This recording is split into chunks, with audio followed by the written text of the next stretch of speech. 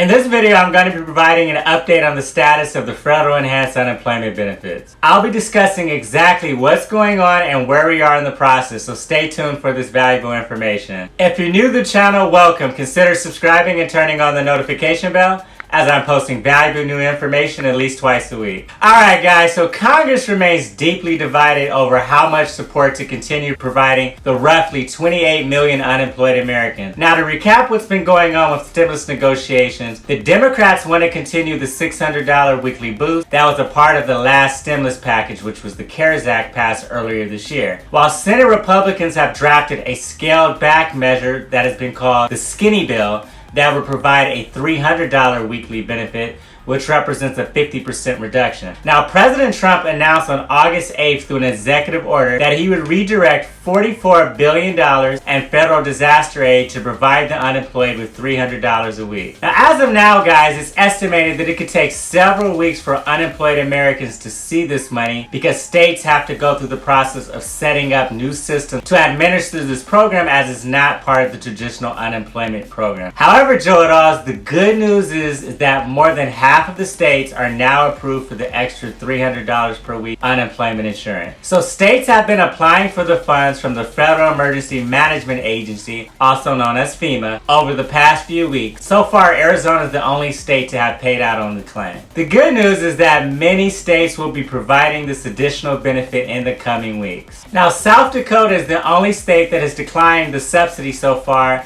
as they're stating that they are in great financial shape and do not need the extra funding. Additionally, guys, more states are likely to be approved very soon. States approved for aid by FEMA are guaranteed at least 3 weeks of funding, but may receive more funding depending on how many apply for the $44 billion in funding and how quickly it is distributed. Now, eligible workers in qualifying states will receive back pay dating to the week ending August 1st, when the enhanced $600 weekly unemployment benefits expired. In order to be eligible for the additional $300, you have to be receiving at least $100 a week in state benefits to receive the $300 from the federal government. Now again, how much you actually receive will depend on where you live. To recap, President Trump's executive order called for an additional $400 a week in unemployment benefits. However, $300 of that is coming from the federal government, and the additional $100 would be the responsibility of your state. To date so far, only Kentucky and Montana are opting to give the